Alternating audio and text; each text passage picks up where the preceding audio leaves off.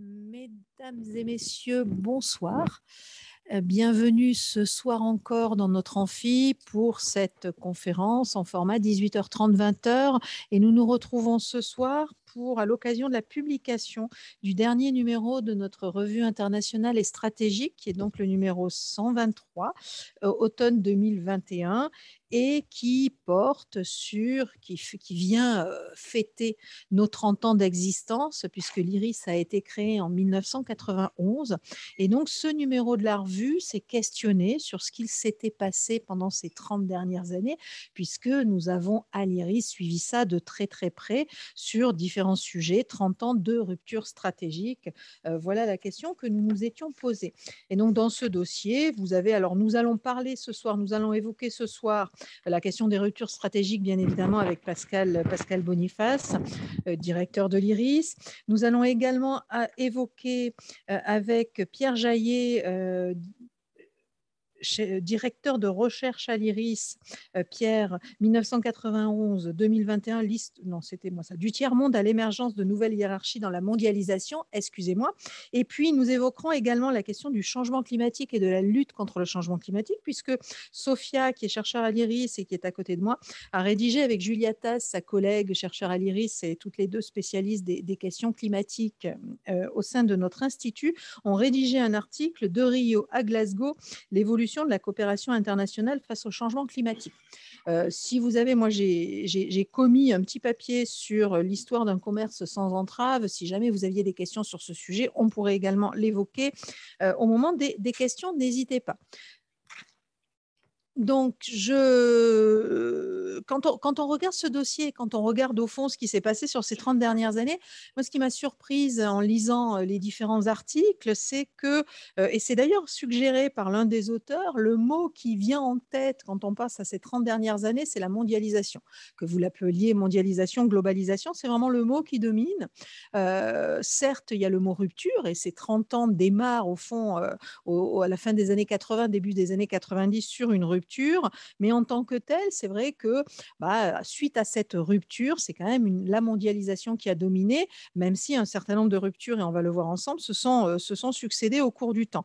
Avec cette idée au début des années 90 d'un monde qui allait renaître, d'un nouvel ordre économique, d'un nouvel ordre international, bien évidemment, et un certain nombre de conférences d'ailleurs et de grandes initiatives semblaient venir structurer ce nouveau monde. Je pense bien évidemment à la conférence de Rio. Je pense aussi au concept développé par les Nations Unies en 1994. Alors, la conférence de Rio, c'était 92.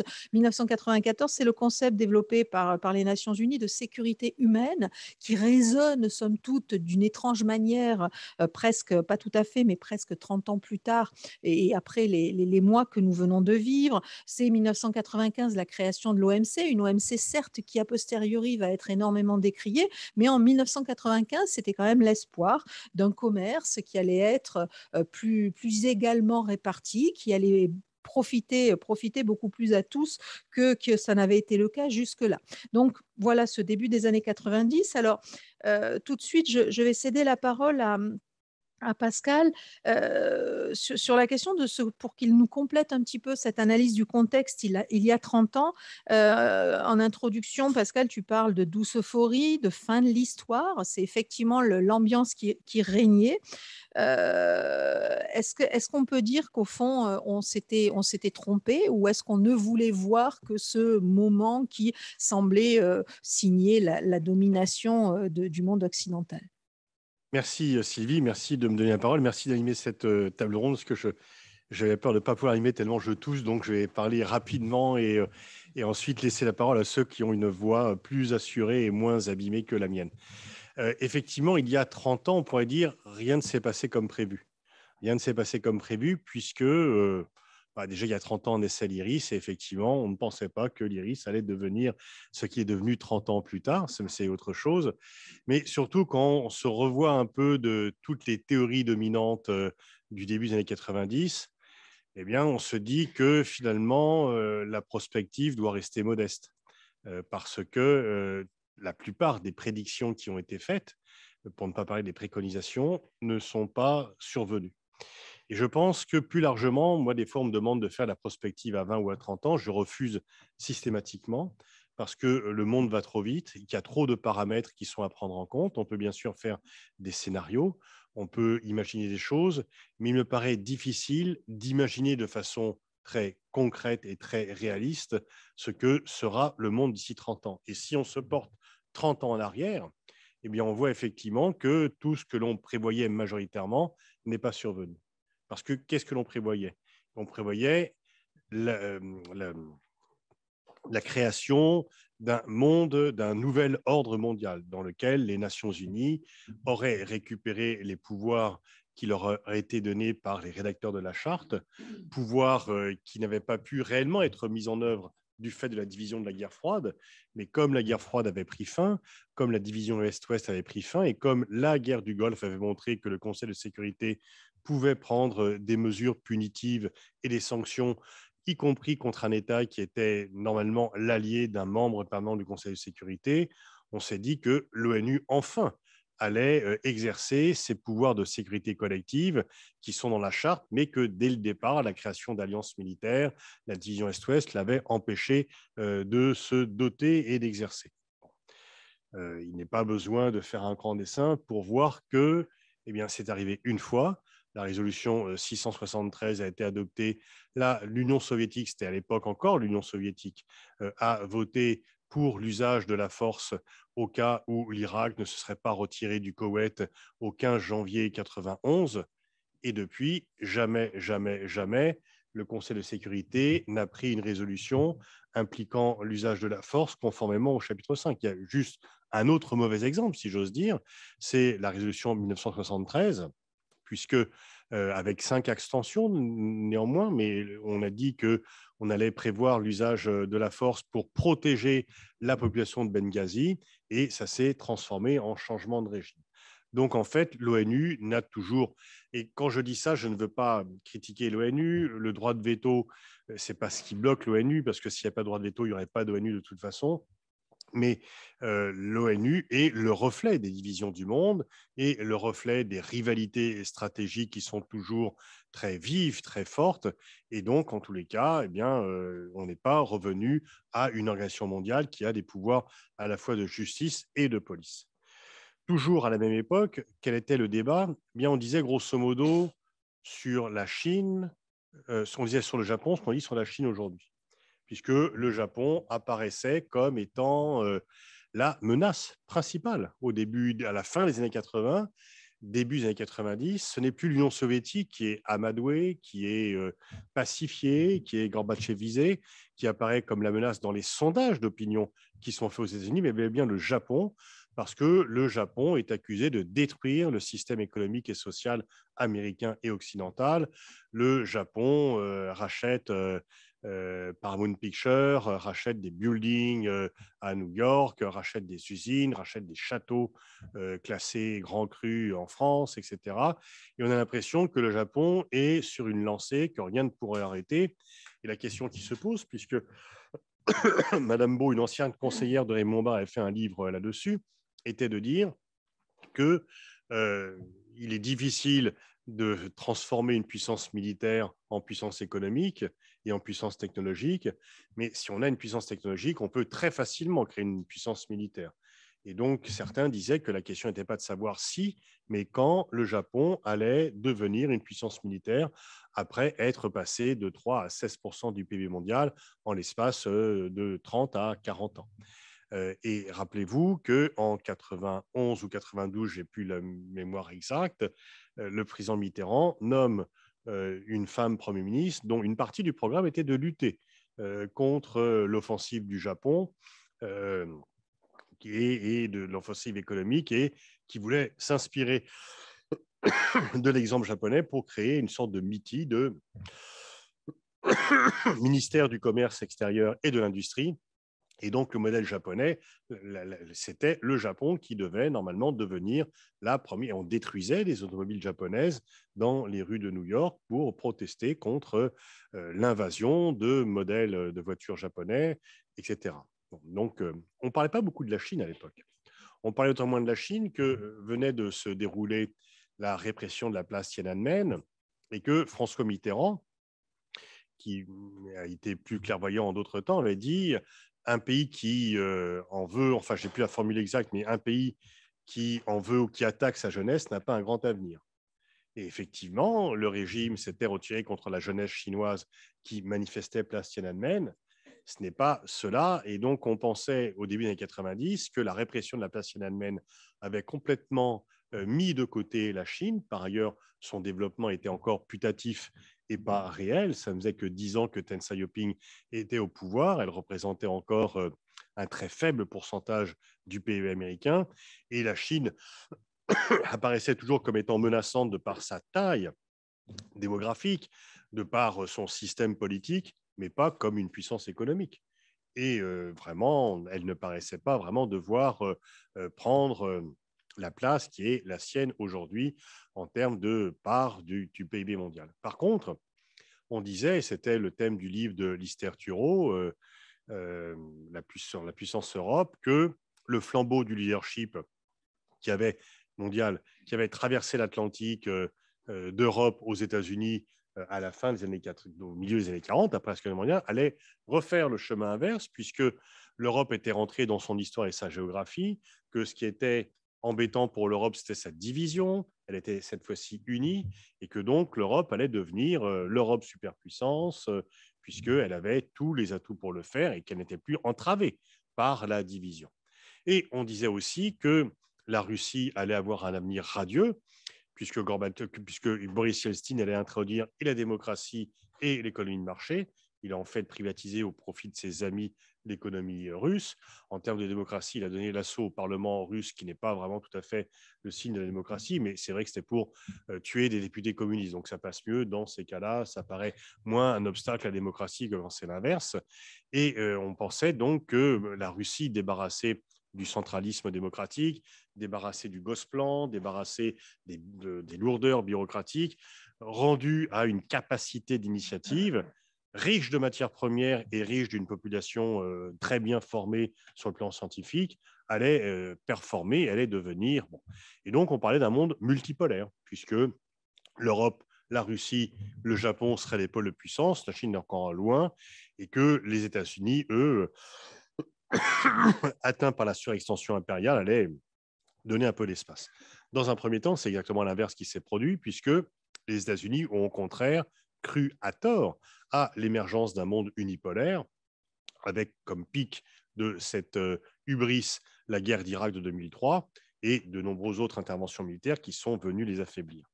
Et donc, il n'y avait pas eu du tout l'émergence du monde multipolaire tel qu'il était envisagé dans les années 90, pas plus que d'un monde pacifié régi par le droit dans lequel les contradictions entre les États seraient réglées par la négociation.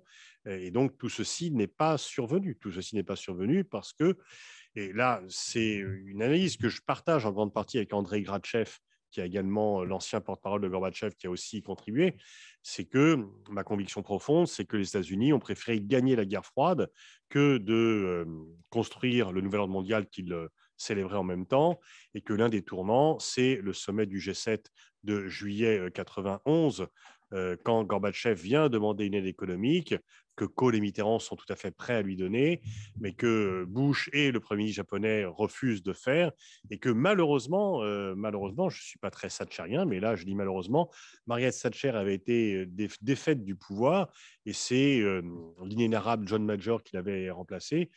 Thatcher aurait certainement été du côté de Kohl et Mitterrand contre George Bush, et bien sûr, John Major, qui mérite assez mal son nom, est allé du côté du courant dominant et donc est venu suivre cela. Et Gorbatchev a prévenu tout le monde, messieurs, c'est la dernière fois que vous me voyez comme secrétaire général du Parti communiste. Un mois plus tard, tentative du coup d'État. 6 mois plus tard, dissolution de l'URSS. Les États-Unis pensent triompher, mais en fait, ça a été une décennie noire pour la Russie. Mais quelque part, cette décennie noire est aussi la cause de la crispation poutinienne à laquelle on assiste, qu'il ne s'agit pas de nier. Et donc, on voit en fait qu'on est toujours dans un monde de rivalité. On parle d'une nouvelle guerre froide. Il y a beaucoup de paresse intellectuelle à parler de nouvelle guerre froide, parce que la guerre froide était un système très particulier, mais quand on reprend des expressions du passé pour qualifier des situations présentes, c'est parfois par mimétisme, parfois parce que ça y ressemble beaucoup, très souvent parce qu'on n'a pas l'intelligence de créer des nouveaux concepts et qu'on se contente d'emprunter des concepts anciens. Toujours est-il qu'entre les États-Unis, la Chine et la Russie, c'est de nouveau la rivalité, qu'ils ne votent pas ensemble au Conseil de sécurité, que les États-Unis mettent systématiquement leur veto sur Israël, la Russie sur la Syrie, la Chine sur, il n'y a même souvent même pas de vote présenté pour ne pas les affecter. Et donc, on est toujours dans un monde de compétition, de rivalité, avec une relance de la course aux armements. C'est Laurent Fabius qui avait parlé des dividendes de la paix en 92 de mémoire. On voit bien là que les dépenses militaires augmentent de nouveau et qu'on ne parle même plus que le terme d'arms control, qui était quand même un aspect majeur des relations Est-Ouest pendant la guerre froide. Enfin, c'est devenu un mot grossier, on n'y fait même pas référence. Et là, on voit une relance entre la Chine et les États-Unis, dans le Golfe, en Asie, un peu partout, de la course aux armements. Ce qui prouve que lorsque Dwight Eisenhower, qui n'était pas un pacifiste échevelé ni un fumeur de joint, dénonçait le complexe militaire-industriel et sa trop grande importance aux États-Unis, il n'avait pas tout à fait tort et que s'il voyait la situation actuelle, il devrait faire des bonds dans sa tombe. Merci Pascal. Si on se replace 30 ans plus tard, donc aujourd'hui, on s'aperçoit, on voit la montée en puissance des régimes autocratiques, on voit la contestation de l'idée que la démocratie est une fin en soi et en tout cas est un régime souhaitable pour tous. Est-ce que c'est une réalité ou une impression? Est-ce que c'est simplement lié à des erreurs stratégiques dont tu viens de parler qui ont été faites ces 30 dernières années par les grandes démocraties occidentales, ou est-ce que c'est plus profond et ça relève en fait d'autres facteurs? Il y a quand même plus de démocratie aujourd'hui qu'en 90. Donc, d'un certain côté, on peut regretter ce qui se passe au Soudan, on peut regretter ce qui se passe, les blocages en Algérie, mais grosso modo, même si dans la période récente, entre les troisièmes mandats de présidents africains, l'Afrique qui avançait quand même à grands pas vers la démocratie, là, il y a des reculs sur le continent africain. Il y a une crispation autoritaire en Chine, il y a une crispation autoritaire en Russie, on voit ce qui se passe en Biélorussie, etc., etc. Mais néanmoins, les sociétés civiles, la grande différence entre 90 et aujourd'hui, c'est que les sociétés civiles sont beaucoup plus fortes aujourd'hui qu'elles ne l'étaient à la fin de la guerre froide et que, sauf en Corée du Nord et dans 2-3 autres pays, partout, il y a des sociétés civiles qui, d'une façon ou d'une autre, s'expriment et se font entendre. Et donc ça, c'est un progrès énorme. Moi, ce qui m'inquiète, c'est que on voit bien que les démocraties laissent leurs citoyens satisfaits. On voit la polarisation du débat aux États-Unis, avec quand même 40% des citoyens qui pensent que le vrai président n'a pas été élu et que, bon, on voit bien, alors on dénonce le complotisme, mais en étant aveugle sur les raisons du complotisme. S'il y a du complotisme et qu'il y a aussi la désinformation, des mensonges, etc., et qu'il faudrait traiter le problème à la racine et pas seulement par ses effets, et que je pense que la grande faiblesse des démocraties, c'est d'avoir une absence de vision à long terme, que certains régimes autoritaires, pas tous, mais que certains ont. Et c'est ça qui me paraît être la faille des démocraties dans la compétition qu'ils ont. La démocratie reste, selon la très bonne définition de Churchill, le pire des systèmes à l'exclusion de tous les autres. Mais je veux dire, je suis un peu inquiet quand on va beaucoup souffrir d'ici avril 2022 en France. On a eu des élections en Allemagne où pas une seule fois le mot islam a été prononcé. Je ne pense pas que ce soit la même chose d'ici avril 2022. L'immigration, etc. On risque d'en parler plus que du réchauffement climatique, alors que c'est quand même des sujets tout à fait, enfin, en importance. Bon. Et qu'il y a une déperdition du débat. Il y a aussi, pour différentes raisons, une perte de qualité dans la classe politique. Quels sont les parlementaires français, tous partis confondus, qui ont une vraie vision de la France dans le monde, qui ont une vraie culture internationale, et on pourrait, il n'y a pas que la France, c'est un peu partout, donc il y a quand même des signes d'inquiétude par rapport à cela. Et quand je vois les réponses qui veulent être apportées à cette crise démocratique, dire il faut rendre le vote obligatoire, c'est vraiment vouloir casser le thermomètre pour guérir la fièvre, j'en parle en connaissance de cause, et donc ça ne me paraît pas être la bonne réponse à apporter aux problèmes qui se posent. Et peut-être une dernière petite question, mais ça peut être la question subsidiaire si c'est une question plus économique. En fait, à un moment donné dans ton papier, tu soulignes qu'avant 2008 et la crise de 2008, les États-Unis ont connu la plus longue période de croissance économique de leur histoire, avant celle qu'ils viennent de vivre, avant la pandémie. Et au fond, parallèlement, on voit ces États-Unis qui ne sont pas en mesure de gagner quelque guerre que ce soit aujourd'hui, même face à des adversaires qui paraissent, somme toute, très faibles comparés à la puissance que peut déployer les États-Unis. Et à l'inverse, on voit une Russie qui, sur le plan économique, ne parvient pas à diversifier son économie, qui reste un nain économique et qui pourtant a quand même su habilement préserver au moins une illusion de puissance. Est-ce qu'on peut dire que sur ces 30 dernières années, au fond, on a assisté à une sorte de décrochage entre le lien qui était assez traditionnel entre la puissance économique et la puissance politique, ou c'est juste une illusion en regardant ces deux pays? Militaire, puissance économique, puissance Oui. militaire, oui. Non, les États-Unis restent la première puissance militaire, mais ça dépend contre quel ennemi. Et en fait, le problème pour les États-Unis, c'est qu'une guerre de contre-insurrection ne peut pas être gagnée si on n'a pas un bon allié.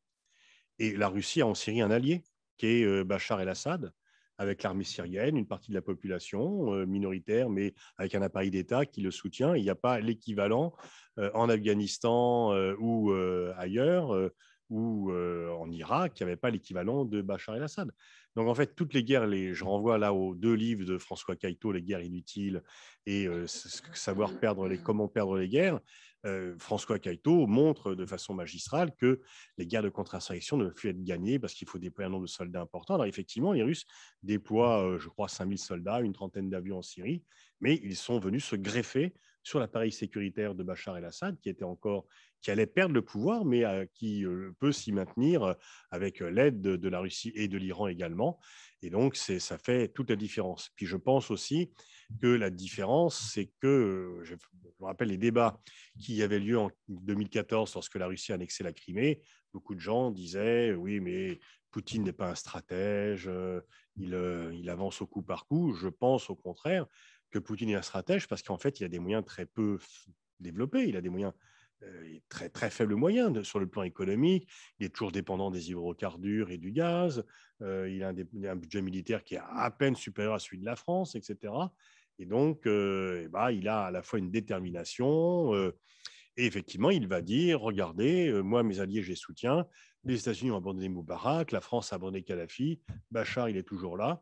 Et je crois que c'est une des raisons pour lesquelles les offres de Wagner en Afrique sont reçues de façon avec bienveillance, parce que effectivement, il peut garantir la sécurité non pas des pays, mais des régimes. Et comme ce ne sont pas les pays qui décident, mais les régimes, eh bien, effectivement, la RCA et le Mali n'ont pas grand-chose à gagner de l'arrivée sécuritaire de la Russie, mais les gens qui sont au pouvoir, eux, ont quelque chose à gagner. Merci Pascal. Je me tourne vers Pierre Jaillet. On va passer au tiers-monde, Pierre, puisque tu as rédigé l'article du tiers-monde à l'émergence de nouvelles hiérarchies dans la mondialisation.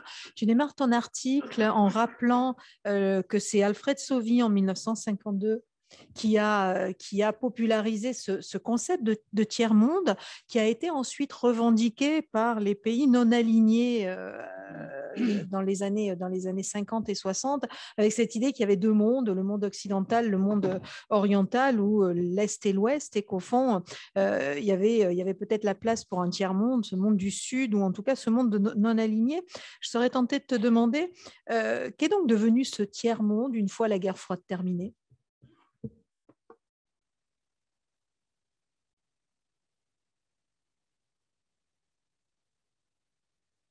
Voilà, ça marche.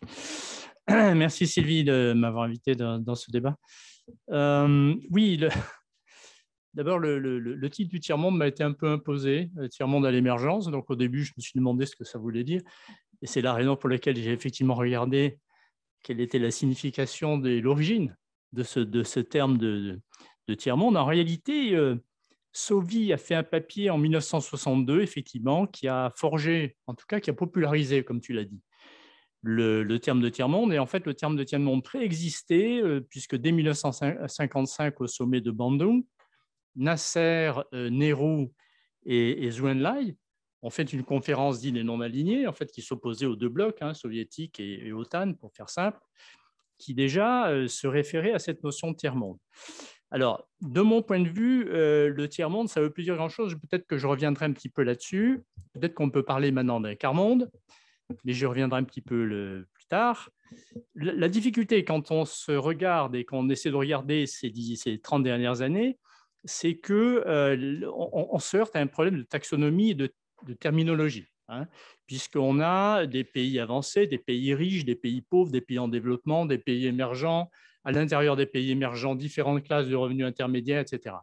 Donc moi, j'ai eu tendance, pour ce papier, à me référer à la nomenclature du FMI et de la Banque mondiale, qui dit, en gros, il y a les pays avancés, il y a des pays intermédiaires, et à l'intérieur des pays intermédiaires, il y a différentes classes de revenus. Voilà. Donc, c'est un point sur lequel, si on veut savoir de quoi on parle, il faut quand même être assez clair. Juste un point sur le contexte général. Je crois que ces 30 dernières années, ça a été une période dans laquelle le centre de gravité du monde a totalement basculé.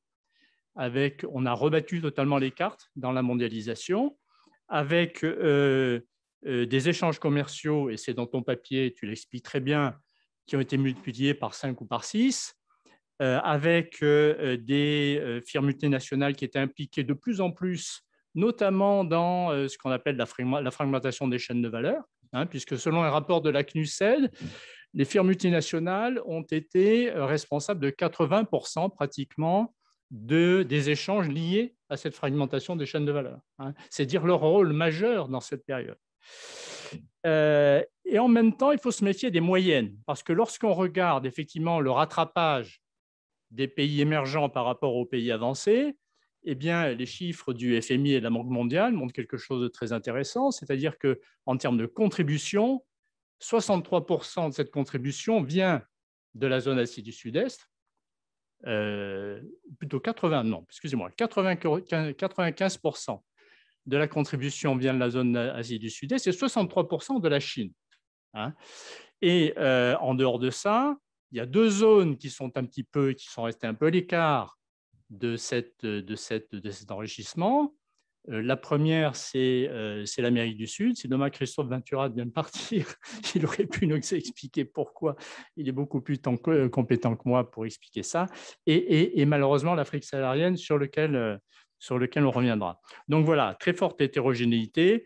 Il faut avoir ça en tête. Alors, j'en viens maintenant à... Alors, le tiers-monde, c'était aussi, je fais la remarque au passage, a donné lieu à une dérivée qui était le tiers-mondisme. Et le tiers-mondisme, c'était une notion qui était un peu la notion du bon sentiment des riches ou la mauvaise conscience des riches par rapport aux pauvres. Et il y avait un très bon livre de Pascal Bruckner qui s'appelait « Le tiers-monde, le sanglot de l'homme blanc ». Moi, je trouve ça excellent. Je veux dire, c'était très représentatif de cette période de 80-90 où le tiers-monde était encore la notion dominante, hein, dans la distinction entre les pays riches et les pays pauvres. Alors, la baisse de la pauvreté. On ne peut pas dénier qu'il y a une baisse très spectaculaire au cours de ces 30 dernières années de la pauvreté dans le monde, puisque lorsqu'on regarde l'essor des populations affectées ou bénéficiant d'un revenu intermédiaire, donc on a l'impression effectivement qu'on voit l'émergence d'une classe moyenne qui bénéficie d'un capitalisme mondial, inclusif, etc. Et donc, dans ce cas-là, ça donne une image qui est finalement assez optimiste de ces 30 dernières années, de ce point de vue-là. Alors, quand on regarde maintenant la réalité, on s'aperçoit que si on prend une notion de pauvreté qui est celle de la Banque mondiale, hein, qui est de dire 1,9 $ par jour de seuil en dessous duquel on est moins pauvre, si je peux dire, en dessous duquel on est très pauvre. Il y a eu 950 millions de pauvres en moins sur cette période, ce qui est absolument énorme. Mais ces 950 millions de pauvres en moins viennent essentiellement à nouveau de la zone Asie et Sud-Est asiatique. En revanche, on a 150 millions de pauvres en plus dans la zone subsaharienne. Et donc là aussi, il faut se méfier de la moyenne. Et lorsqu'on regarde une notion qui est le PIB par habitant, alors dans ce cas-là, on se réfère évidemment à une méthode qui est celle de la parité de pouvoir d'achat, compte tenu des écarts extrêmement forts de prix, de niveau de prix entre ces régions. on s'aperçoit que le pouvoir d'achat, pour faire simple, de l'Asie du Sud-Est a progressé de 443%. Le pouvoir d'achat de la Chine, PIB par habitant, en pouvoir d'achat a progressé de plus de 1000%. Et le pouvoir d'achat de continents, Amérique latine et Asie et Afrique subsaharienne, pardon, n'a progressé que de 31%. 31% sur 30 ans, c'est quasiment rien. Si vous calculez les intérêts composés de 30% sur 30 ans, c'est 0,0 quelque chose par an. Donc voilà, donc il faut avoir ça en tête. Et donc les pays, et c'est peut-être je finirai par ce point-là avant d'arriver avant peut-être aux prochaines questions et laisser des questions pour le débat, c'est qu'on parle de globalisation. Et en général, quand on parle de globalisation, on parle de globalisation économique, on vient d'en parler, on laisse de côté et on oublie un petit peu la globalisation financière. Et la globalisation financière, l'extraordinaire essor de la sphère financière, qui est quand même un phénomène qui a des avantages, mais aussi quelques inconvénients, on l'a vu notamment dans la période récente, notamment lors de la crise financière de 2008, touche pour l'essentiel les pays avancés. Les pays émergents sont quasiment restés à l'écart du phénomène de globalisation financière. Une illustration est que le G7, qui renvoie un peu l'image sépia du monde de 1975, sa date de création, comme si d'ailleurs rien n'avait changé depuis, ni la Chine était restée endormie et les rapports de force économiques n'avaient pas changé. Le G7 concentre 90% des transactions financières et monétaires dans le monde, alors qu'il représente 10% de la population mondiale et un petit peu moins maintenant de 50% du PIB. Alors, je nuance malgré tout ça parce qu'il y a à nouveau la Chine. La Chine est, on pourrait dire, un géant économique qui reste un nain financier, sauf que c'est de moins en moins vrai. Et c'est de moins en moins vrai pour différentes raisons. D'abord parce que la Chine a une insertion dans la globalisation financière qui est extrêmement originale, qui passe notamment par deux grands canaux. Le premier canal, c'est la nouvelle route de la soie, dans lequel elle fait des accords de troc et des accords bilatéraux et des financements, y compris d'ailleurs transversaux, je dirais sud-sud, puisqu'elle finance une plus grande partie, notamment de la dette des pays africains. Et d'autre part, la Chine est en train de développer un petit peu, je dirais, sans faire trop de publicité, une espèce de système monétaire international parallèle. Il faut savoir que la Chine, par exemple, développe un réseau de swap, de liquidités, dont le centre, évidemment, la Banque populaire de Chine, avec 30 ou 35 pays qui recouvrent l'ensemble, non seulement de la zone Asie-Pacifique, mais également d'un certain nombre de pays qui sont déjà intégrés dans la nouvelle route de la soie. Et alors, pourquoi elle fait ça? On reviendra peut-être après dans les questions du public sur la question de la représentation internationale, la gouvernance économique nationale. Rappelle-toi, on avait fait un excellent débat là-dessus il y a 1 an et demi.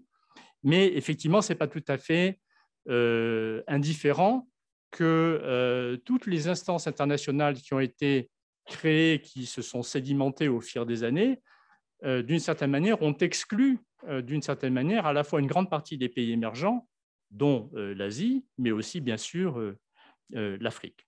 Voilà, je m'arrête là pour le moment. Alors, justement, tu as une partie, et tu as répondu à la question avant que je ne la pose, tu as une partie de ton papier sur les émergents, témoins plus qu'acteurs de la globalisation financière, à part la Chine, on l'a bien compris. Et la question que j'aimerais te poser par rapport à ça, c'est et sur la dette alors, parce qu'on est aujourd'hui face à des pays un revenu intermédiaire, pour reprendre les concepts développés par la Banque mondiale ou le Fonds monétaire international, qui sont en pourcentage du PIB plutôt moins endettés que les pays les plus riches, et pourtant avec une dette, qu'elle soit publique ou privée, qui pèse de plus en plus et qui les met, parce que cette dette est émise par un certain nombre d'institutions privées, mais aussi par la Chine, qui les met quand même en grande difficulté. Donc, tu titres d'ailleurs le boulet de la dette des pays pauvres et l'entrée en jeu des créanciers émergents. Qu'est-ce qu'on peut craindre de cette dette des pays du Sud? Le problème, c'est que la solvabilité des débiteurs est inversement proportionnelle aux revenus qu'ils peuvent dégager. Et donc, quand on regarde les pays à revenus intermédiaires faibles, et a fortiori les pays pauvres, leur dette, je dirais paradoxalement, ne s'est pas fortement accrue. Elle reste stabilisée depuis une dizaine d'années aux alentours, même depuis le début des années 90, ou environ 100% du PIB. Et donc, c'est relativement raisonnable. C'est relativement raisonnable si on prend comme référence un certain nombre de pays développés, je sais pas, le Japon, par exemple, dont la dette est de 240% du PIB ou d'autres. Le problème, effectivement, c'est que cette solvabilité doit être mesurée en fonction et à l'aune des revenus qu'elles peuvent dégager. Or, ces revenus sont très faibles.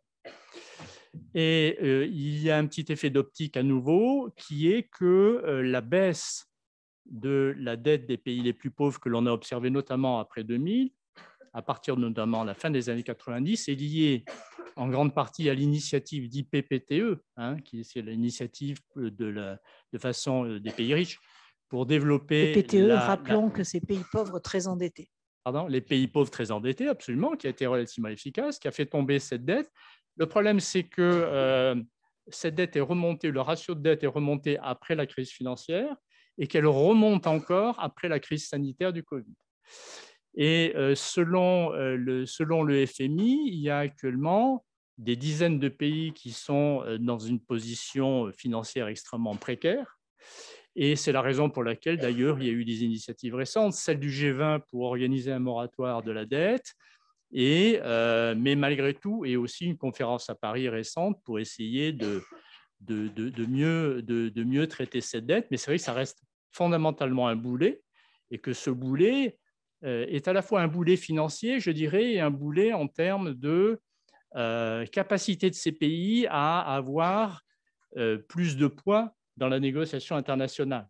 Et ça rejoint le point sur la représentation que je faisais, sur lequel on pourra revenir plus tard.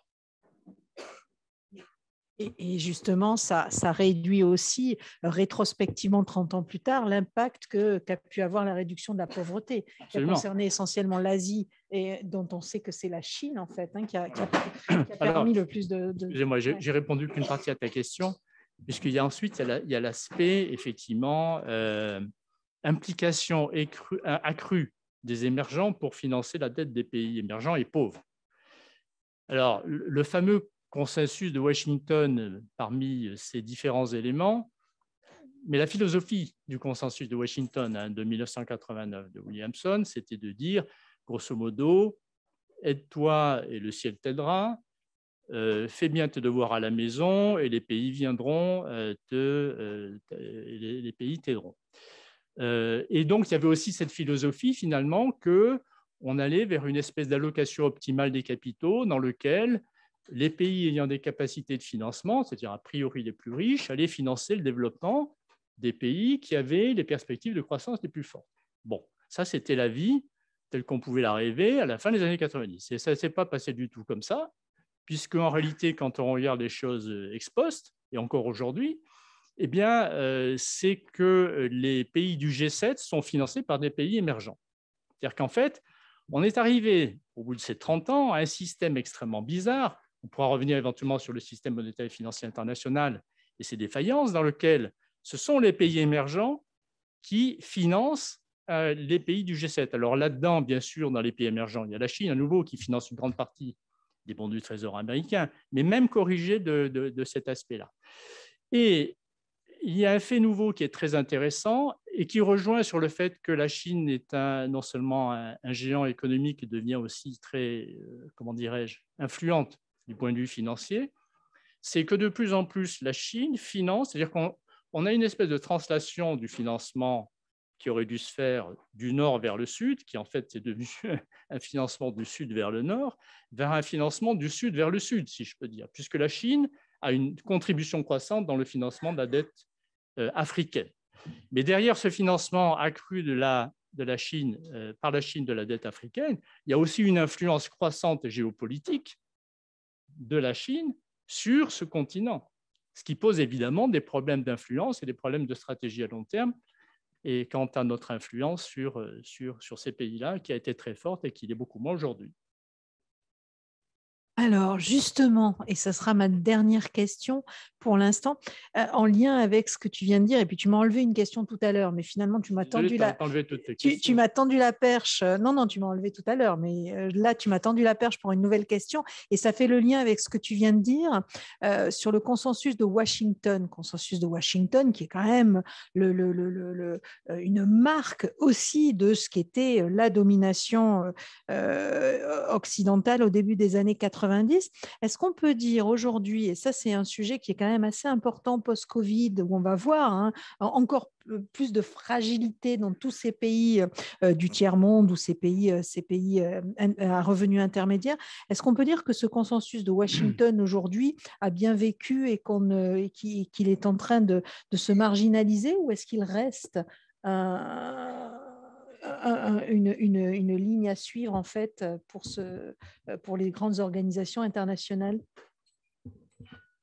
C'est difficile à dire parce que moi, mon sentiment, c'est que le consensus de Washington, il est mort au moment de la crise financière. Parce que, notamment, un fait marquant de l'attitude du Fonds monétaire international, notamment après la crise financière, ça a été de changer de doctrine, et notamment sous l'influence de son directeur général de l'époque et de son chief économiste, qui était Olivier Blanchard, qui n'est pas du tout un adepte de la doctrine monétariste de Chicago ou je ne sais pas quoi, mais qui est en fait plutôt un ultra-keynésien, et qui a fortement influencé, disons, et un tournant dans les programmes du Fonds monétaire international, notamment sur le fait que les efforts qui étaient demandés à ces pays-là étaient beaucoup moins des efforts liés à une contraction de leur activité, liée à une contraction de leur dette, mais au contraire liés sur le fait que, ou attachés au fait qu'il fallait accélérer ou en tout cas encourager la croissance, y compris par des déficits budgétaires, ce qui est nouveau dans la doctrine du Fonds monétaire international, y compris avec des... Pardon ? Y compris par l'inflation, mais cette inflation étant elle-même le résultat d'un policy mix de politique budgétaire et une politique monétaire plus accommodante, de façon à engranger une croissance endogène de ces pays-là qui permettrait de financer plus efficacement le remboursement de leurs dettes qu'en contractant complètement leur richesse. Donc je pense que de ce point de vue-là, le consensus de Washington en a pris quand même un bon coup.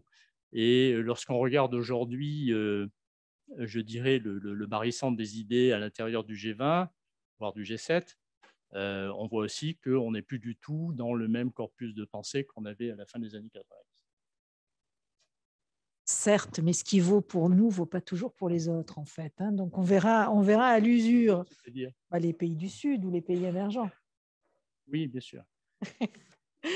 Alors, je me tourne, merci Pierre, je me tourne tout de suite vers Sophia qui a rédigé, comme je le disais tout à l'heure, avec Julia Tass, l'article sur de Rio à Glasgow, l'évolution de la coopération internationale face au changement climatique. Alors, on parlera bien évidemment de Glasgow, puisque on te demandera et on t'interrogera sur un décryptage de ce qui va se passer à cette conférence dont on attend beaucoup, mais où ne seront vraisemblablement pas représentés les Chinois et les Russes.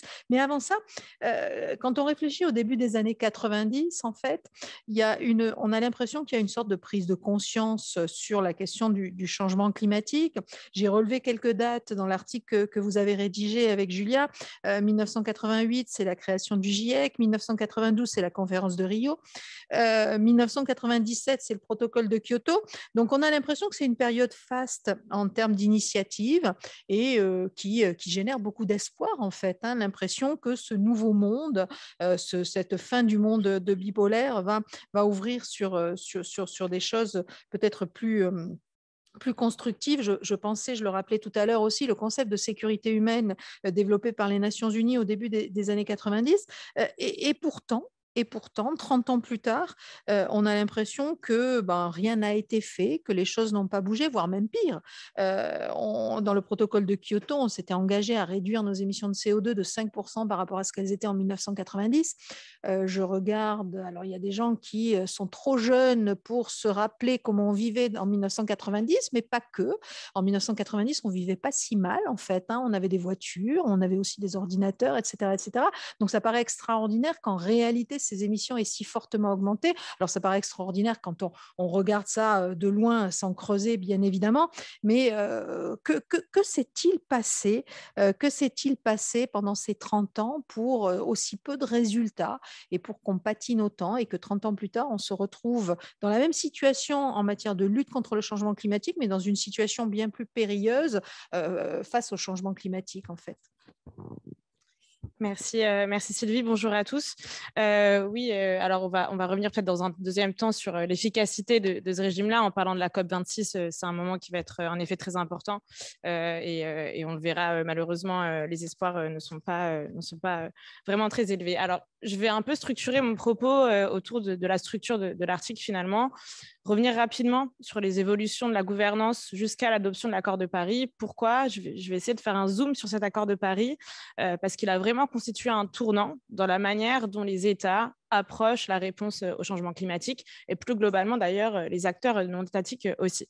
Donc en fait, quand le GIEC a été créé, donc le GIEC c'est le groupe intergouvernemental d'études sur l'évolution du climat, a été créé en 88, l'objectif c'était de comprendre. Voilà. À ce moment, on essaie de comprendre comment, dans quelle mesure les activités humaines déjà avaient un impact en fait sur le système climatique, si elles avaient un impact et comment est-ce qu'elles contribuaient à l'augmentation de la concentration de CO2 et d'autres gaz à effet de serre dans l'atmosphère. Donc ce moment-là, ça a vraiment été un moment d'émulation scientifique où on s'est réunis et on s'est dit, bon, le climat était déjà traité auparavant par le PNUE, donc le programme des Nations Unies dédié à l'environnement, et on avait vraiment ce besoin scientifique. Suite à la publication donc, du premier rapport du GIEC, s'est tenue notamment en effet la conférence de Rio en 92, où ont été signées donc 3 conventions, dont celle sur le changement climatique.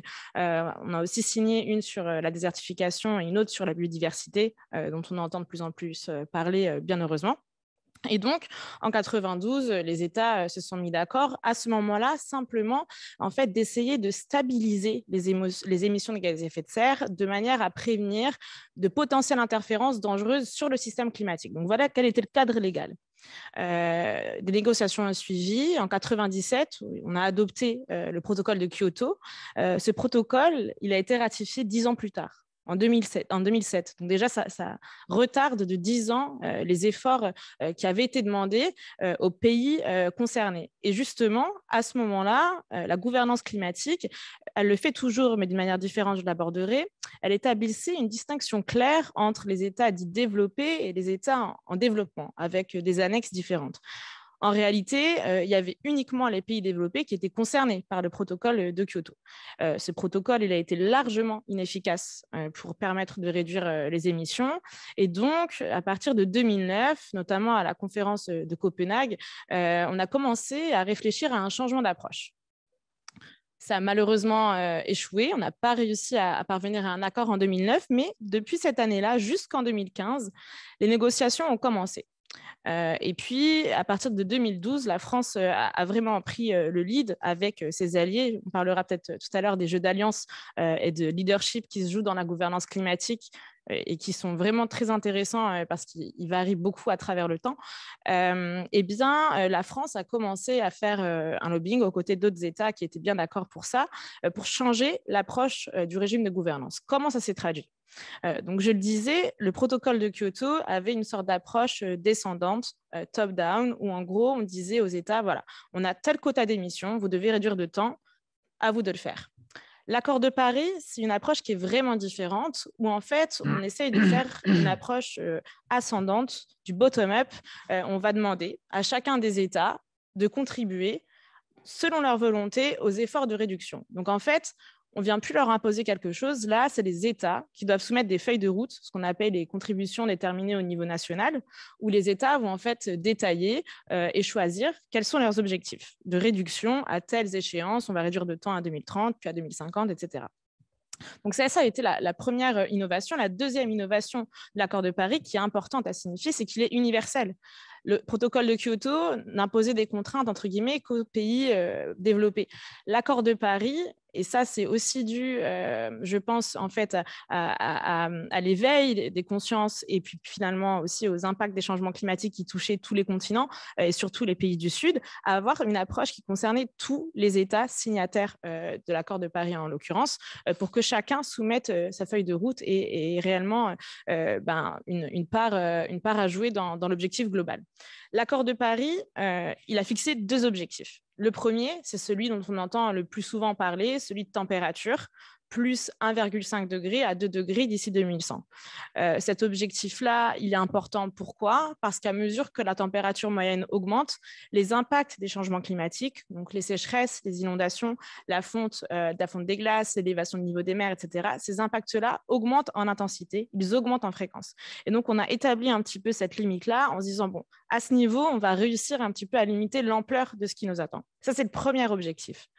Le deuxième objectif dont on entend maintenant un petit peu plus parler parce que beaucoup d'États et d'entreprises s'engagent à la neutralité carbone ou climatique, eh bien, c'est l'objectif de neutralité climatique, c'est-à-dire l'idée qu'on va atteindre un équilibre entre ce qu'on émet et ce qu'on absorbe, de manière à ce qu'on n'ait plus en fait d'émissions supplémentaires qui arrivent dans l'atmosphère.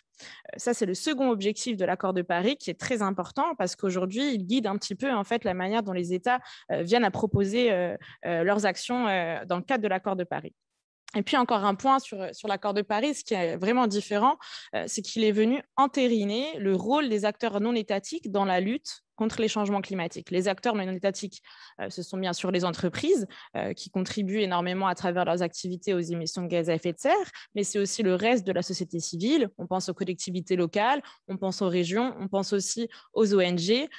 Donc tous ces acteurs-là ont vraiment un rôle prépondérant aujourd'hui dans la gouvernance climatique, ce qui était beaucoup moins le cas avant, bien que la société civile ait vraiment joué un rôle de pression dans la manière dont on a commencé à répondre à ces enjeux. Voilà un petit peu pour poser les bases. Merci Julia. En t'écoutant, pardon, Sophia, en t'écoutant parler, il est tard, hein, tu me pardonneras. En t'écoutant parler, en fait, je repensais à une remarque qu'avait fait François Gémen. Alors là, c'est face à Julia. C'est peut-être pour ça que j'ai fait le lapsus, parce que c'est elle qui était sur la table ronde au Géopolitique de Nantes, où il constatait qu'en fait, les pays émergents, et vous allez voir, ça va résonner sur un certain nombre de choses qu'on observe aujourd'hui en Europe en particulier, les pays émergents avaient quelque part refusé, toi tu as parlé de mécanisme top-down, mais cette idée qu'ils devaient signer et s'engager sur un objectif avant même de se mettre en état de respecter cet objectif, et que la primauté des traités et des accords internationaux n'était pas une évidence pour ces pays-là. Et lui, je ne veux pas parler à sa place, mais je l'ai senti assez pessimiste, extrêmement dubitatif sur la possibilité d'avancer dans ces conditions à un niveau de gouvernance climatique mondiale. Qu'est-ce que tu en penses et quelle est l'analyse que tu en fais ? Oui, en effet, en fait, ça s'est traduit. Donc, la position des pays émergents, c'est de dire, dans les négociations internationales et dans la gouvernance climatique de manière plus générale, c'est de dire, écoutez, vous avez contribué historiquement à la situation dans laquelle on se trouve aujourd'hui. Vous avez réussi à vous développer grâce à l'extraction d'énergie fossile, à la production de ces énergies-là et à la quantité énergétique qui est associée. Nous, on a besoin de temps, en fait, pour le faire. Donc, c'est injuste. Légalement, dans la Convention cadre des Nations Unies pour le changement climatique, et ça a été réentériné dans l'accord de Paris, ça s'est traduit par un principe, le principe de responsabilité commune mais différenciée et de capacité respective.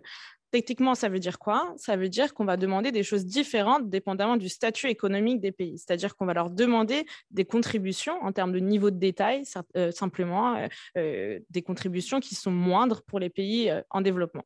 Ça, c'est le premier enjeu. Pour essayer de contourner aussi, en effet, cette dynamique, en tout cas d'essayer de la diminuer un petit peu, il y a eu un deuxième engagement dans le cadre des accords de Paris. Ça a été la promesse des pays développés d'octroyer 100 milliards de dollars par an d'ici à 2020 aux pays en développement pour permettre justement la mise en œuvre de politiques d'atténuation, donc de réduction des émissions d'une part, et d'adaptation. Ces deux promesses-là, elles ont un peu permis en effet la signature de l'accord dans la mesure où on leur demandait pas la même chose et puis en plus il y a la prise en compte de leurs capacités qui sont moindres que celles des pays développés. Aujourd'hui, on a beaucoup de pays qui sont moins riches, notamment je pense aux États insulaires et aussi aux États les plus pauvres qui demandent une action climatique importante parce qu'ils sont impactés de manière très importante sur leur territoire. Les États insulaires, c'est assez logique, hein, l'élévation du niveau des mers remet en cause l'existence même de leur territoire, elle force des populations à se déplacer. Les pays, malheureusement, qui sont les moins développés, font aussi face aux impacts les plus intenses, surtout ceux proches des tropiques. Et donc, il y a cette envie, ce besoin d'action. Par contre, ce qui est clair, c'est que ce sont les États les plus riches qui doivent agir. Le G20, c'est 75% des émissions mondiales. Donc, si on veut agir, c'est en effet au niveau de ces États-là. Donc, il y a aussi cette idée que les pays en développement ne doivent pas se mettre autant de barrières que ne doivent les pays développés parce qu'ils n'ont pas contribué de la même manière aux émissions historiques. Et dernière question, Sophia, qui est peut-être une question subsidiaire, à toi de me dire, et je ne t'en voudrais pas si tu ne me réponds pas. On a l'impression qu'il y a une sorte de concours de beauté en ce moment sur qui atteindra la neutralité carbone le premier et le mieux. L'Australie, encore ce matin, si je ne m'abuse, qui a annoncé 2050. Et on sait que cette transition énergétique, en fait, et cette transition écologique va remettre en jeu un certain nombre de cartes. Qu'est-ce que ça préfigure sur la géopolitique dans quelques années? Je ne vais pas pousser jusqu'à 30 ans, c'est un peu compliqué. Où en est-on, en fait? Qui avance vraiment et qui place le mieux ses cartes en la matière?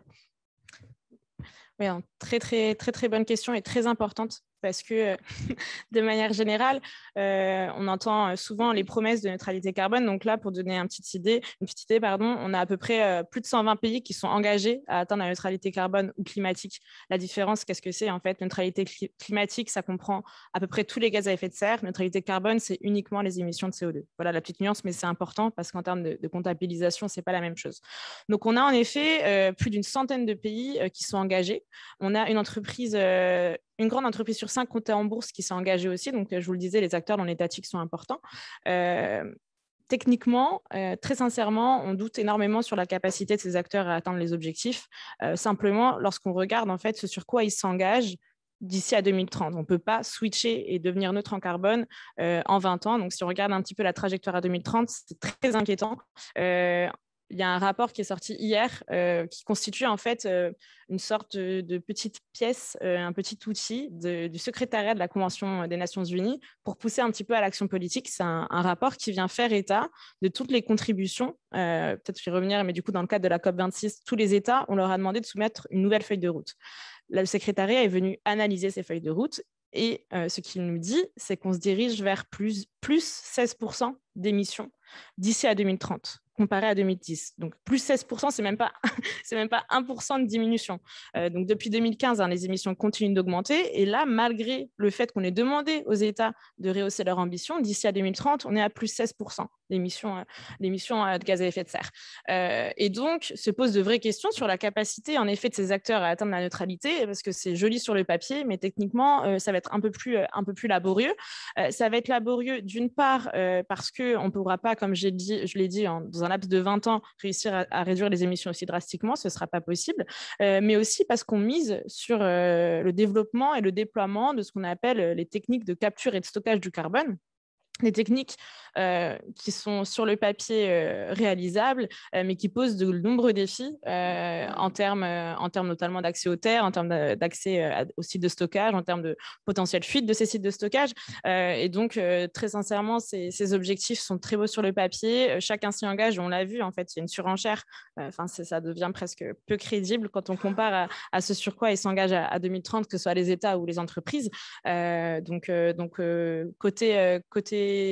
Côté climat, ONG Climat, tout le monde est très frileux. Côté scientifique aussi, ça nous paraît un petit peu infaisable. Cependant, si ça peut pousser à l'action et en tout cas une émulation à un moment, pourquoi pas, mais concentrons-nous déjà sur les échéances plus courtes avant d'aller à 2050 parce que ce ne seront pas les dirigeants actuels qui devront mettre en place les politiques publiques nécessaires pour l'atteindre. Ouais. Merci beaucoup, Sophia. On va peut-être prendre des questions dans la salle et puis j'ai quelques questions des 250 personnes qui nous écoutent aussi derrière leur écran. Est-ce qu'il y a des questions dans la salle?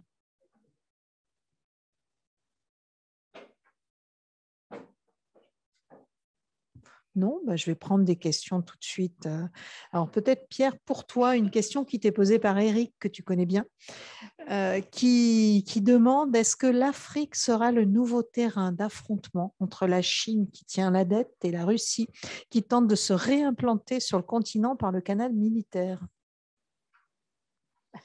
Je ne suis pas sûr d'être le meilleur spécialiste sur le sujet. Je ne sais pas si Caroline Roussy est là, elle connaît beaucoup mieux les affaires africaines.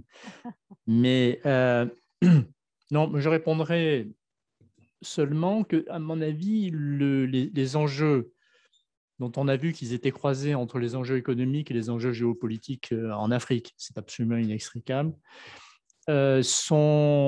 c'est pas seulement, enfin à mon avis, ça serait très réducteur de dire que c'est un sujet entre la Chine et la Russie. C'est un sujet entre toutes les grandes puissances mondiales, puisque sujet qu'on a évoqué tout à l'heure, c'est que s'il y avait un continent qui avait énormément de potentiel, ne serait-ce que par sa démographie et parce qu'il est vraiment au début de son développement, même si je fais une incidente ici, contrairement à ce que l'on pense, la Chine n'est pas, ou les pays africains, ne sont absolument pas des économies fermées. Les pays africains sont ouverts souvent à 50%, c'est-à-dire beaucoup plus que l'ensemble des pays développés. Et on dit les pays africains sont en dehors des grands circuits du commerce international et de la croissance et de la mondialisation. En réalité, ce qui se passe, c'est deux choses. C'est que, d'une part, le commerce interrégional des pays africains est extrêmement faible, ne dépasse pas 5%, c'est-à-dire qu'il n'y a pas de croissance endogène liée à une dynamique proprement africaine dans le développement. Ça, c'est la première chose. La deuxième chose, c'est que les échanges africains se font grosso modo de façon totalement inégale, c'est-à-dire pour l'essentiel matières premières contre biens intermédiaires et biens sophistiqués.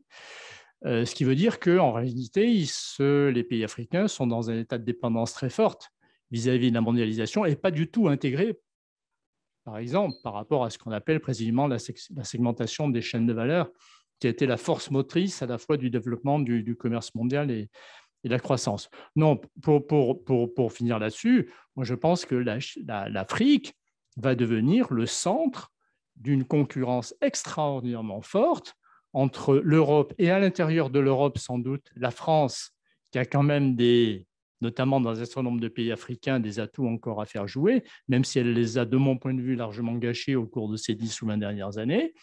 Mais il y a des pays qui restent actifs, européens, qui restent très actifs en Afrique. Je pense notamment à l'Allemagne et à l'Italie.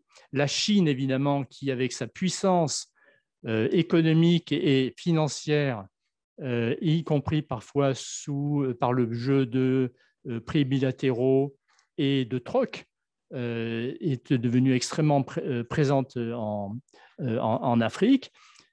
Il ne faut pas oublier que la Russie a une influence géopolitique, mais je ne pense pas qu'elle ait une influence économique très forte. Tout à l'heure, quand on a cité un petit peu le background sur l'économie mondiale depuis 30 ans, en 1990, la Chine avait un PIB qui était 20%. D'ailleurs, Pascal y a fait allusion tout à l'heure. La Chine avait un PIB qui était 20% supérieur à celui de la Chine. Et aujourd'hui, il est 6 points inférieur. Voilà. Donc la Chine, la Russie est un géant politique, toujours géopolitique, et reste quand même relativement un nain politique. Donc vraisemblablement, toutes ces grandes puissances vont se retrouver sur un terrain de jeu, si on peut appeler ça un terrain de jeu, ce serait plutôt un terrain de conflit en réalité, où les enjeux pour l'avenir en termes économiques et financiers sont extraordinaires. Mais donc, pour moi, ce serait un peu réducteur de le résumer entre la Chine et la Russie. Alors, Sophia, j'ai 2 questions pour toi. Une première, d'ailleurs, de Christophe, et je l'invite à aller lire notre revue, puisqu'on a un grand entretien qui a été accordé, qui nous a été accordé par Dominique Méda et qui répond en partie à cette question, puisqu'elle y dit « Notre croyance dans la capacité du progrès technologique à nous sauver constitue un obstacle radical à la reconstruction d'une économie plus sobre. » Et Christophe nous demande comment combiner la croissance, le remboursement des dettes, la transition écolo et énergétique dans un monde global. Est-ce une utopie? Et je complète par la question de René qui nous demande si on peut expliquer, aborder la compensation carbone. Merci, merci pour ces questions. Merci Sylvie. Je vais peut-être commencer par la deuxième. Alors, la compensation carbone, déjà, qu'est-ce que c'est? Alors, le principe, c'est de venir compenser des émissions. Techniquement, ça veut dire quoi? Un acteur va émettre X tonnes de CO2. On va venir compenser à travers un mécanisme financier. Donc, on va acheter ou bien on va payer en fait la construction, par exemple, d'un projet éolien, ou bien on va venir replanter des arbres dans une parcelle.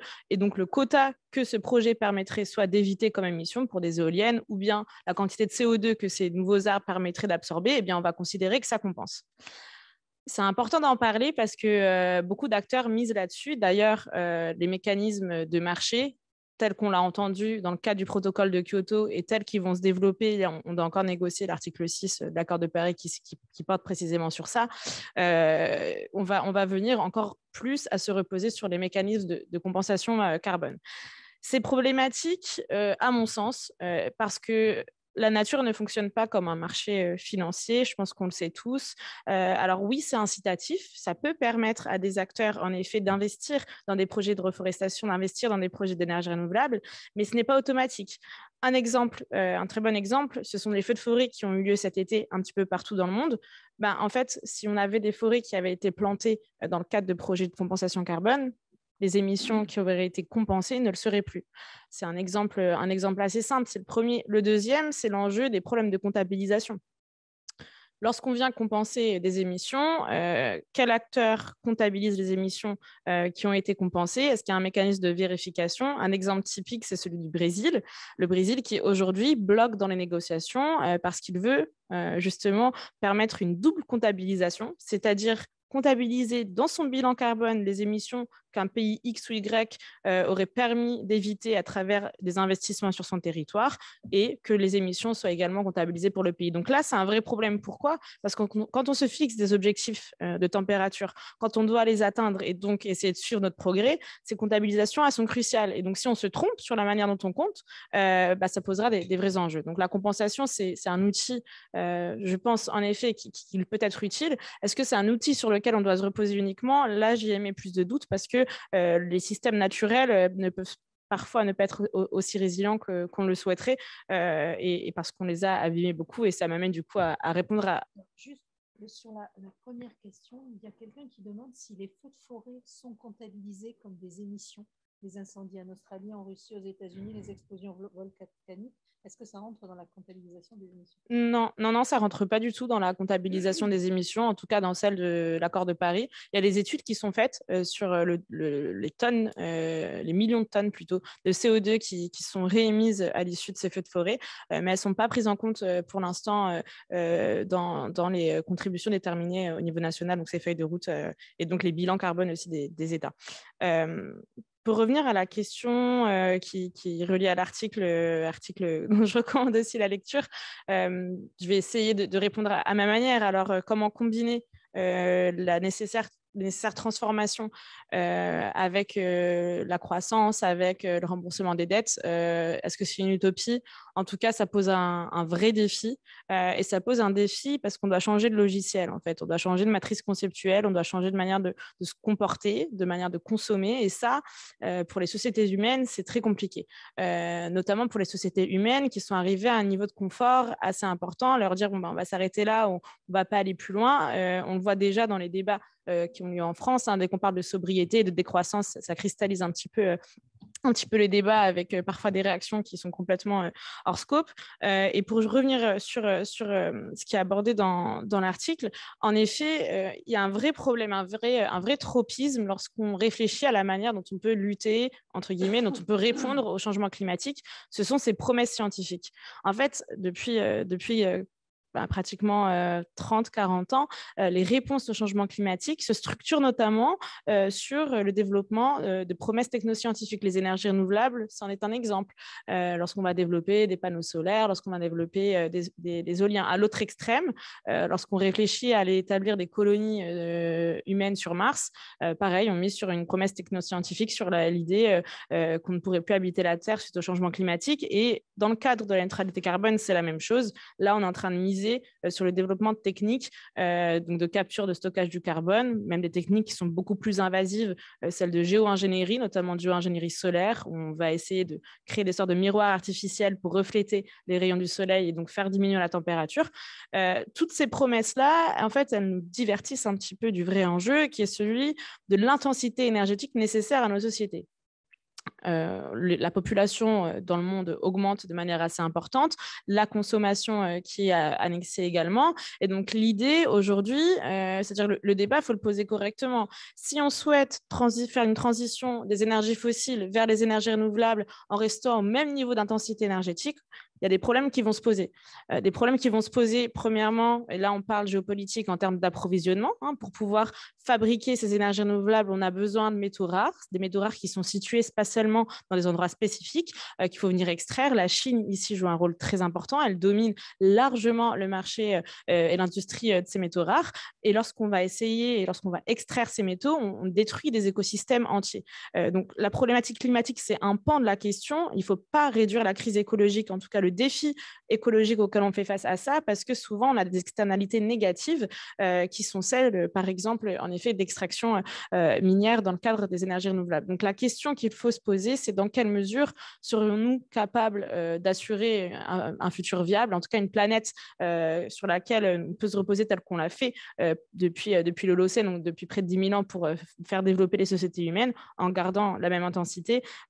Ici, je pense qu'il y a encore beaucoup de travail à faire sur le changement de mentalité, mais c'est très compliqué. Ouais. Je vais peut-être retenter ma chance avec la salle. Oui, je vois qu'il y a une question ici.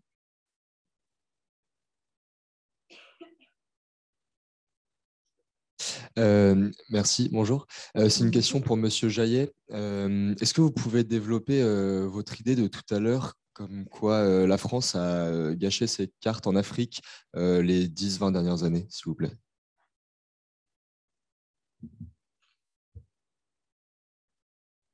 La France avait une position très ambiguë vis-à-vis d'Afrique, puisque c'était une puissance coloniale.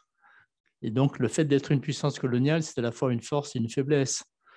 C'est une faiblesse si on reste sur une logique néocolonialiste dans laquelle on cherche surtout à tirer profit de vieux investissements et d'une rente finalement coloniale ou néocoloniale.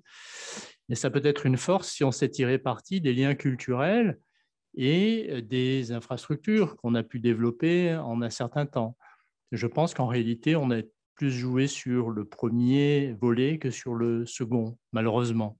Alors que des pays qui ont été plus agressifs que nous et peut-être plus intelligents d'une certaine manière, comme la Chine, ont précisément développé et passé des accords de long terme avec les autorités africaines pour développer des infrastructures, pour passer des contrats sur le très long terme et donc faire du donnant-donnant dans lequel finalement tout le monde était gagnant. Voilà, je pense qu'en réalité, il y a un petit problème de stratégie de développement et que je ne suis pas un grand spécialiste de l'Afrique. Je pense que, en tout cas, ce que je comprends pour m'être intéressé notamment au sujet de la zone franc à une certaine époque et sur le fonctionnement de cette zone franc, je pense qu'on a raté quand même pas mal d'opportunités. Merci Pierre. J'ai peut-être encore une question pour toi. Elle est posée par Achilia qui nous écoute depuis la Grèce et qui nous demande si le Liban, la crise au Liban est aujourd'hui considérée comme une rupture stratégique ou pas au niveau mondial. Elle a entendu qu'elle affectera le commerce mais aussi les nouvelles routes de la soie. de la Chine? Je pense pas que la crise. Je pense que la crise du Liban, c'est d'abord une crise des Libanais. Et la gouvernance est gravissime du point de vue économique et financier au Liban. Je ne pense pas que ça puisse impacter fortement la stratégie chinoise en matière de nouvelle route de la soie. Denis.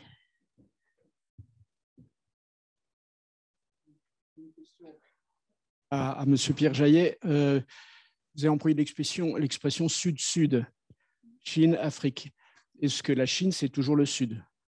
Et deuxièmement, est-ce que la Chine n'a pas elle-même des limites à ses ressources infinies, que ce soit ses externalités climatiques, ses inégalités sociales, son problème d'endettement public et privé? Donc, est-ce qu'il y a, puisqu'on est là aussi un petit peu pour envisager l'avenir, est-ce qu'il n'y a pas des limites à sa propre spirale de croissance? Je pense qu'il y a dans le panel, Sylvie pourrait aussi bien répondre à cette question, et je l'invite à le faire, mais moi, mon point de vue, c'est qu'il y a deux choses dans votre question. Il y a est-ce que la dynamique de développement interne à la Chine est suffisamment équilibrée pour être durable, y compris avec sa dimension écologique, et voilà, c'est une chose. Est-ce que la capacité d'intervention chinoise à l'extérieur dans sa dimension financière est encore arrivée à ses limites? Et là, je pense que sur la première question, je pense que oui, la Chine est atteint au plan interne des limites.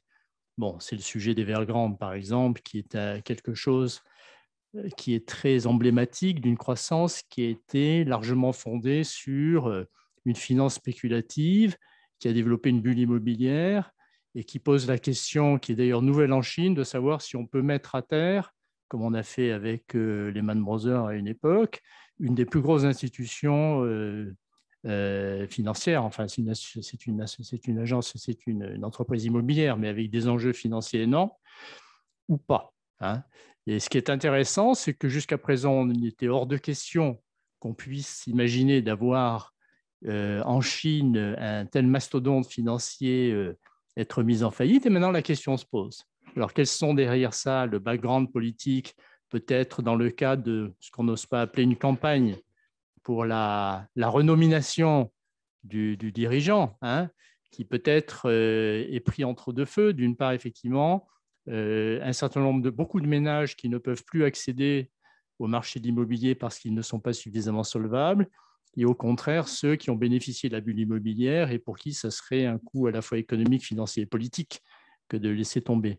Mais à l'extérieur, la Chine, alors d'abord, il faut quand même un tout petit peu nuancer la question de la gestion, y compris de la dette chinoise, puisque effectivement les entreprises chinoises sont très endettées, beaucoup plus d'ailleurs que leurs ménages et beaucoup plus que l'État, ce qui est un petit peu une situation inverse de celle des pays développés.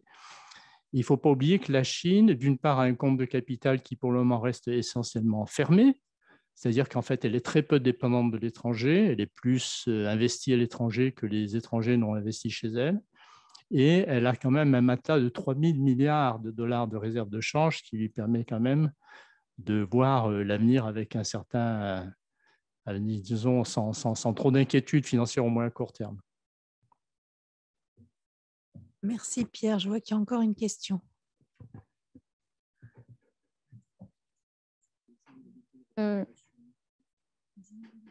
Bonsoir. Du coup, moi, j'aurais une question pour Monsieur Jaillet. Du coup, parce que en fait, vous parlez à un moment de la Chine de l'Afrique comme futur théâtre de rivalité, donc notamment de la Chine, de la Russie et aussi d'autres puissances. Et je voulais vous demander, est-ce que vous pensez que l'Afrique, dans quelques années, pourrait devenir une forme de continent émergent, puisqu'on voit justement il y a une forte puissance démographique, on a l'Afrique du Sud qui s'affirme comme leader. Donc, au sein des BRICS, c'est aussi le Nigeria, notamment comme dixième au rang des énergies. Est-ce qu'on peut penser l'Afrique, du coup, comme un futur continent émergent? Merci. Je pense que non seulement on peut le penser, mais que c'est absolument certain. C'est-à-dire que à très long terme, il y a un dynamisme démographique qui est… Enfin, l'Afrique est le continent où le dynamisme démographique est le plus fort, ce qui est peut-être à court terme un handicap, bien sûr, hein, puisqu'il faut investir beaucoup plus, il faut former ces gens-là, il faut organiser un marché du travail qui, pour le moment, n'est pas très efficace. Il faut énormément investir sur les différentes strates économiques. Mais à terme, ça va devenir effectivement la région où le potentiel de croissance est le plus fort.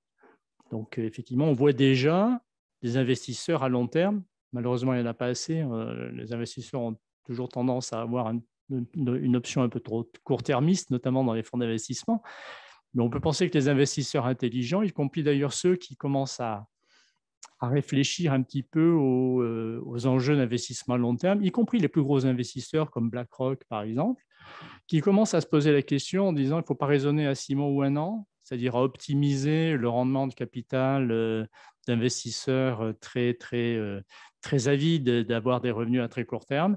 Il faut penser à long terme parce que c'est vraiment là où finalement se passent les choses. Donc de ce point de vue-là, si il y a de plus en plus d'investisseurs intelligents qui se mettent à investir avec d'énormes moyens, qui se mettent à investir en Afrique, dans ce cas-là, effectivement, ça pourra effectivement conforter ces potentialités. Donc oui, effectivement, la Chine est actuellement le continent avec le plus gros potentiel de croissance, c'est évident. Oui, non, merci Sylvie. Il y avait un point que j'évoque en finale, en conclusion de mon article, qui est celui de, lorsqu'on regarde les 30 dernières années,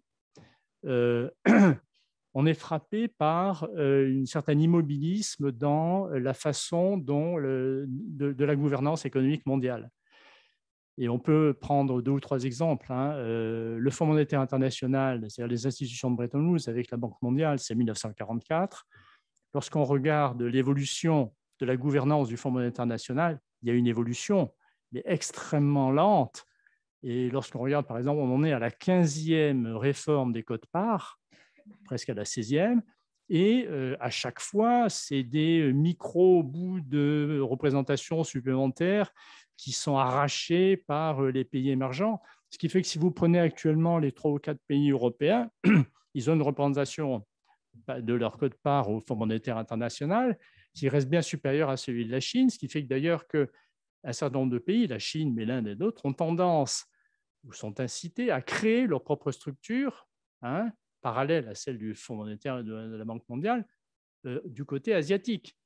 J'évoquais tout à l'heure le système monétaire international presque parallèle. Alors, le G7, comme je l'ai dit tout à l'heure, pour moi, c'est un astre mort. Je sais que tout le monde dans cette maison ne partage pas cet avis. C'est l'image de l'économie mondiale de 1975 comme si elle n'avait pas bougé. Et ce qui est très curieux, c'est que le G7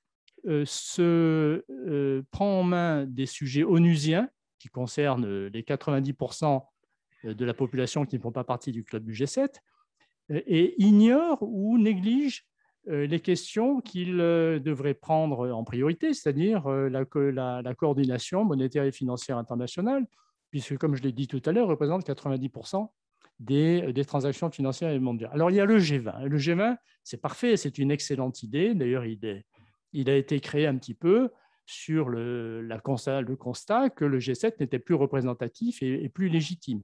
Et le G20 a une énorme qualité. Il a été très utile et opérationnel au moment de la crise financière. Il a pris récemment des initiatives sur le moratoire de la dette, donc je ne veux pas critiquer le G20. Quand même, 3 points.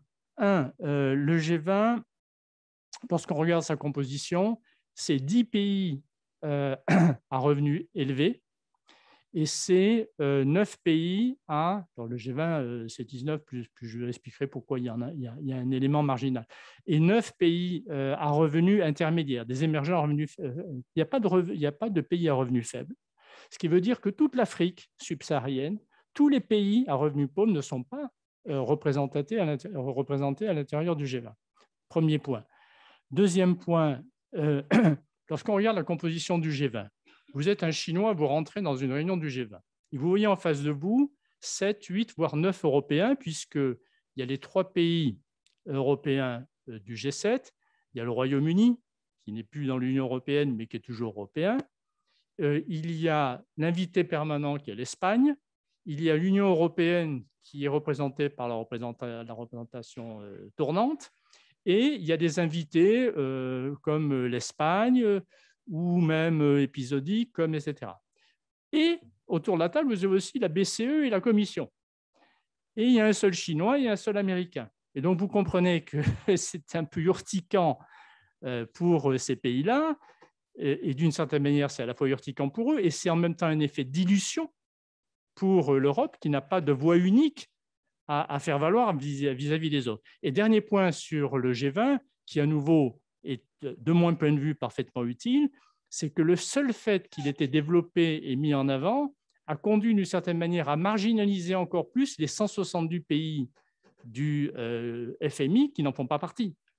Donc il y a un petit peu un problème d'organisation de cette organisation et de cette gouvernance internationale qui est un petit peu l'accumulation de couches sédimentaires qu'on ne veut pas vraiment, je veux dire, mettre à plat. Merci Pierre. Alors Sophia, je vais te laisser 30 secondes pour conclure sur la question qui nous est posée sur ce qui est notre actualité très très très prochaine, c'est quels sont les objectifs de la conférence de Glasgow? Merci, merci Sylvie. Alors en 30 secondes, il y a 3 objectifs principaux. Le premier, j'en ai parlé tout à l'heure, c'est le rehaussement de l'ambition des États à travers la soumission de nouvelles feuilles de route. On sait déjà à peu près ce qu'il en est, je vous l'ai dit tout à l'heure, plus 16%, etc. Pourquoi le rapport du secrétariat est sorti hier? C'est parce que en fait, avant la COP et pendant la COP, les États peuvent encore rehausser leur ambition. Donc, l'objectif, c'est un peu de leur dire, bon, là, on n'est vraiment pas du tout, donc augmentez encore vos contributions et vos réductions d'émissions à 2030.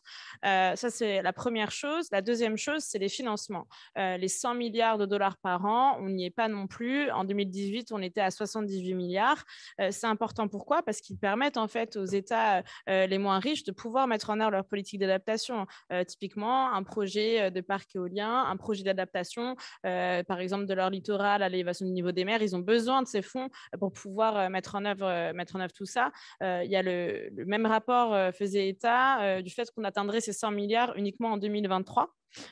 Donc 3 ans après l'échéance fixée, ce qui est assez problématique d'une part, et d'autre part parce qu'on doit rehausser l'ambition de cet objectif à 2025. Je crois que c'était pendant le G20 d'ailleurs, le dernier G20 ou le dernier G7, je ne m'en rappelle plus, où les États se sont accordés à augmenter les 100 milliards. Et donc, l'objectif, là, ça va être d'essayer de combler le manque entre ces montants. Et puis, le troisième objectif, ça va être de finaliser les règles de mise en œuvre de l'accord de Paris. En fait, si vous voulez, depuis 2015, les pays négocient sur comment on va mettre en œuvre ce sur quoi on s'est accordé en 2015. Donc, le texte ne dit pas les règles, ne dit pas les outils.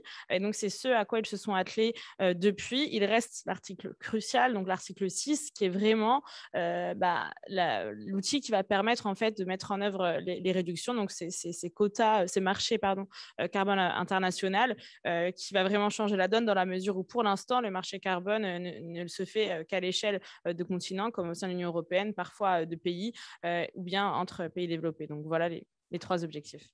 Alors monsieur, vous aviez une question en fait?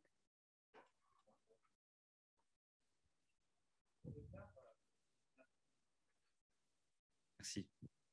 Bonsoir tout le monde. Au regard des dernières évolutions de ces 10 dernières années en Afrique du Nord, comment voyez-vous l'évolution de la géostratégie locale? Et je sais que vous n'avez pas une boule de cristal, mais comment voyez-vous l'évolution économique notamment, et puis l'avenir de ce qu'on appelle l'UMA, l'Union du Maghreb arabe, qui, je pense, est un peu dans les oubliettes? Alors, je pense que vous n'avez pas forcément les bons interlocuteurs autour de la table. Je me tourne vers mes collègues et pareil, je ne sais pas que vous répondre. On ne connaît pas suffisamment bien le sujet, on en est désolé. Mais par contre, je vous invite à lire notre revue parce que vous avez très certainement des éléments de réponse dans cette revue. Merci beaucoup à vous tous. Très bonne soirée. Et puis, à une prochaine fois dans nos locaux ou en visioconférence. Bonne soirée à tous.